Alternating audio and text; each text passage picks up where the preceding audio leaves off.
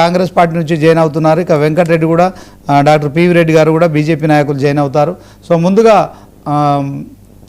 BJP నాయకులు doctor PV Reddy గారితో మాట్లాడదాం. ఇక ఆపరేషన్ ఆకర్షలో చాలామంది నేతలు వస్తున్నారు, మేము గేట్లు తీస్తున్నాము, డోర్లు తీస్తున్నామని చెప్తున్నారు. సో దీంట్లో వెంకటరెడ్డి గారు ఏం చెప్తారో విందాం. వెంకటరెడ్డి గారు నమస్తే శ్రీనివాస్ గారు. ఎస్, మీరు అన్నట్టుగా భారతీయ జనతా పార్టీ ఈ తెలంగాణ రాష్ట్రంలో పాగా వేయడానికి రెడీగా ఉంది, బాగా వేయాలనుకుంటున్నాం. పోయినసారి మిస్ అయిపోయింది, ఈసారి ఎట్టి పరిస్థితుల్లో మిస్ చేసే అవకాశాలు ఉండవు.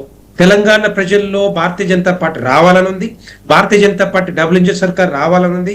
తెలంగాణ రాష్ట్రంలో భారతీయ జనతా పార్టీ గెలిస్తేనే రేపొద్దున మాకు భవిష్యత్తు ఉంటుందని చెప్పేసి తెలంగాణ ప్రజలు అనుకుంటున్న సందర్భంలో ఎస్, మేము మిగతా పార్టీల నుంచి కూడా మీరు అన్నట్టుగా ఎవరైనా జాయిన్ అవ్వచ్చు. ఎవరైతే భారతీయ జనతా పార్టీ సిద్ధాంతం నచ్చి భారతీయ జనతా పార్టీ కోసం కష్టపడే వాళ్ళు, భారతీయ జనతా పార్టీ రేపొద్దున ప్రభుత్వంలోకి వస్తే మేము ఆ ప్రభుత్వంలో మేము ఉండాలనుకునే వాళ్ళు డెఫినెట్ గా రావచ్చు అని చెప్పి ఇప్పుడు అనుకున్నాం, అంతకుముందు అన్నాం.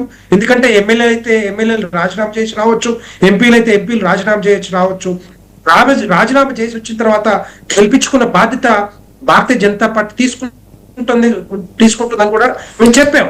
ఆ విధంగానే ఇప్పుడు అన్ని కూడా డెఫినెట్ గా ఒక్కొక్కటి మేము సూటిగా చెప్తా ఉన్నాం, కరాఖండిగా చెప్తా ఉన్నాం.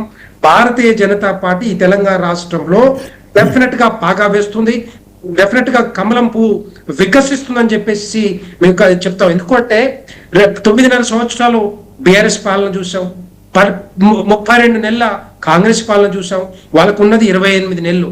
బీఆర్ఎస్ పాలన ఏ విధంగా జరిగిందో, ఏ విధంగా నత్తనడకన జరిగిందో, ఏ విధంగా అప్పుల పాలు చేసిందో, ఏ విధంగా తెలంగాణ రాష్ట్రంలో ప్రాజెక్టులు కానీ నీళ్లు కానీ నిధులు కానీ ఉద్యోగాలు కానీ ఇవ్వలేని పరిస్థితుల్లో ఆ రోజు కేసీఆర్ గారిని బీఆర్ఎస్ పార్టీని తెలంగాణ ప్రజలు ఓడించి మరి కాంగ్రెస్ పట్టం కట్టారు.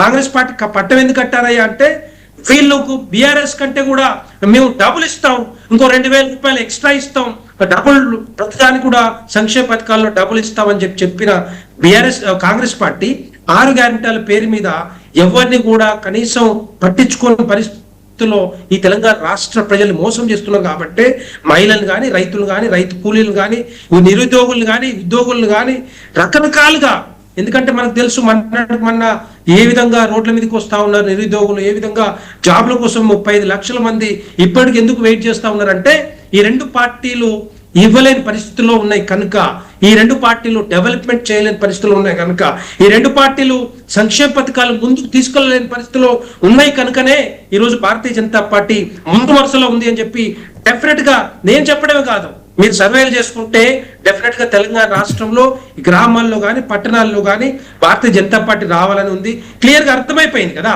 ఎందుకంటే మనం కాంగ్రెస్ పార్టీ తీసుకుందాం, కాంగ్రెస్ పార్టీ నిరుద్యోగులకి నిరుద్యోగ భృతి ఇస్తా అన్నారు, జాబ్ క్యాలెండర్ ఇస్తా అన్నారు, రైతు కూలీలకి 12,000 రూపాయలు ఇస్తా అన్నారు, మహిళలకి 4,000 రూపాయలు ఇస్తా అన్నారు, 2,500 రూపాయలు ఇస్తా అన్నారు.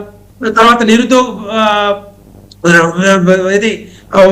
వృద్ధులకి 4,000 రూపాయలు పెంచుతా అని చెప్పి ఇవన్నీ చూస్తా ఉంటే వాళ్ళు ఎప్పటి నుంచో కళ్ళు కాసుకొని చూస్తా ఉన్నారు.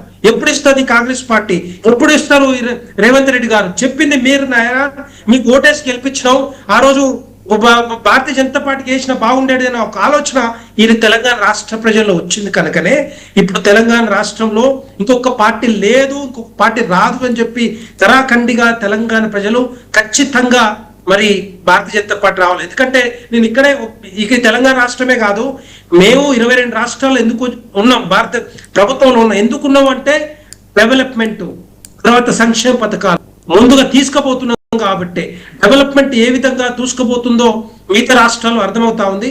ఈ తెలంగాణ రాష్ట్రంలో దగ్గర 12 లక్షల కోట్ల రూపాయలు ఖర్చు పెట్టి ఈరోజు ఆ స్పీడు మరి ఉంది అంటే ఇది డెఫినెట్ గా కేంద్ర ప్రభుత్వం నుంచి వస్తున్న నిధులు తప్పితే ఈ రాష్ట్రంలో బీఆర్ఎస్ పార్టీ కానీ ఇప్పుడు కాంగ్రెస్ పార్టీ కానీ చేసింది ఏం లేదు.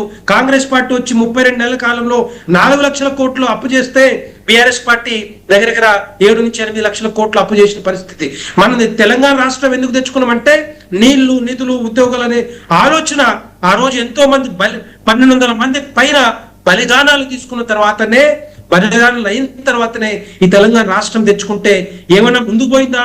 మరి ఏమైనా ప్రాజెక్టులు కట్టినామంటే కాళేశ్వరం ప్రాజెక్టు అటైపోయిందా, దాన్ని కాళేశ్వరం ప్రాజెక్టు ఉపయోగించుకునే పరిస్థితిలో మరి అది మేడిగడ్డ కూలిపోతా ఉంటే కుంగిపోతా ఉంటే ఆ లక్షల కోట్ల రూపాయలు ఏ విధంగా మరి గోదావరి పాలు అవుతా ఉన్నాయో అవన్నీ కూడా మన కష్టార్జితం పైసా కూడబెట్టి నెల పన్నులు కట్టి ఈ తెలంగాణ రాష్ట్రంలో మనం కట్టి డెవలప్మెంట్ చేయమంటే ఈ విధంగా చేసుకుంటూ పోతే తెలంగాణ రాష్ట్ర ప్రజలు బీఆర్ఎస్ ను ఆదరిస్తారా? మరి ఏ ప్రాజెక్టు కట్టని కాంగ్రెస్ పార్టీ అప్పులు వాళ్ళలాగానే బీఆర్ఎస్ పార్టీ లాగానే కాంగ్రెస్ పార్టీ కూడా అప్పులు తీసుకొచ్చి మరి రోజు మీడియాలో టైం పాస్ చేస్తున్నది తప్పితే ఎక్కడైనా నీళ్ళ గురించి కానీ ఉద్యోగాల గురించి కానీ లేకపోతే నిధుల గురించి ఏమైనా ఆలోచిస్తా ఉందా? నిధులు అంటే డెఫినెట్ గా అప్పులు చేసుకుంటూ పోతా ఉంది. మరి నిరుద్యోగుల గురించి ఈ పార్టీ వచ్చిన తర్వాత జాబ్ క్యాలెండర్ విషయంలో 2 లక్షల ఉద్యోగాలు ఇస్తానన్న సంవత్సరానికి ఎక్కడన్నా ముందుకు పోయిందా? ఒకటేసారి నోటిఫికేషన్ వేసి అంత ముందున్న నోటిఫికేషన్ నే కంటిన్యూషన్ చేసిన పరిస్థితి కనపడ్డది. కానీ కాంగ్రెస్ పార్టీ దీని విషయంలో మరి డెఫినెట్ గా ఫెయిల్ అయిందని చెప్పి తెలంగాణ రాష్ట్రంలో నిరుద్యోగులంతా ముక్కుమ్మడిగా వాళ్ళందరూ కూడా అంటా ఉన్నారు.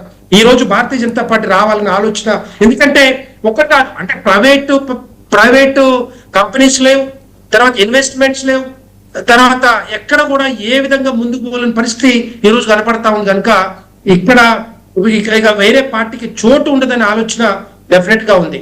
మీరు ఇంతకుముందు చెప్పారు అంటే ఈటల రాజేంద్ర గారు కానీ లేకపోతే బండి సంజయ్ గారు కానీ ఏదైతే కలిసి మరి ముక్కుమడిగా ఈ తెలంగాణ రాష్ట్రం ముందుకెళ్లాలని, ఇది ఒక కొత్తది కాదు. యాక్చువల్ గా వాళ్ళు కలవటం అనేది కొత్తది కాదు. ఇది ఏంటంటే మా ఇన్ఛార్జ్ అభయ్ పాటిల్ గారు రొటీన్ గా అందరు ఎమ్మెల్యేలను కలుసుకొని ఏ విధంగా ఈ రాష్ట్రంలో ముందుకెళ్ళాలి, ఏ విధంగా మనం ప్రభుత్వానికి రావాలి, ఏ విధంగా స్ట్రాటజీస్ మనం ఇంప్లిమెంట్ చేయాలని ఆలోచనతోటే ఆ రోజు మన లక్ష్మణ్ గారి ఇంట్లో కలిశారు తప్పితే ఎక్కడో కొత్తగా ఏదో జరిగిందన్నట్టుగా సోషల్ మీడియా ప్రచారం జరుగుతా ఉంది. అంతా కూడా అబద్ధం. ఇదంతా కూడా ఏంటంటే భారతీయ జనతా పార్టీ సంఘటితంగా ఏ విధంగా ముందుకెళ్లాలన్న ఆలోచనతోటే ఈరోజు ఈ కార్యక్రమాలు చేస్తా ఉన్నాం. దానికి మరి ఎందుకంటే అంతకుముందు మొన్ననే సింగరేణి భరోసా యాత్ర 1,20,000 కోట్ల రూపాయలు తాడిచెర్ల బొగ్గు గనిని ప్రధానమంత్రి నరేంద్ర మోడీ గారు మన తెలంగాణ ప్రజలకి, తెలంగాణ బొగ్గు కార్మికులకు ఏ విధంగా అప్పచెప్పారో, ఏ విధంగా ఇచ్చారో, ఏ టెండర్ లేకుండా దగ్గర 60 సంవత్సరాల వరకు దాన్ని ఉపయోగించుకునే అవకాశం ఉంటుంది. భరోసా యాత్ర కానీ అంతకుముందు విద్యార్థుల గురించి ఇవన్నీ కూడా మేము ఎందుకు చేస్తా ఉన్నామంటే డెఫినెట్ గా ఈ తెలంగాణ ప్రజలకి మేము ఉన్నాం అని చెప్పుకోవడానికి, మేము డెఫినెట్ గా భరోసాగా మేము ఉన్నాం. రేపు పొద్దున భారతీయ జనతా పార్టీ అధికారంలోకి వస్తే అందరినీ కూడా మేము చూసుకున్న బాధ్యత మేము తీసుకుంటున్న ఆలోచన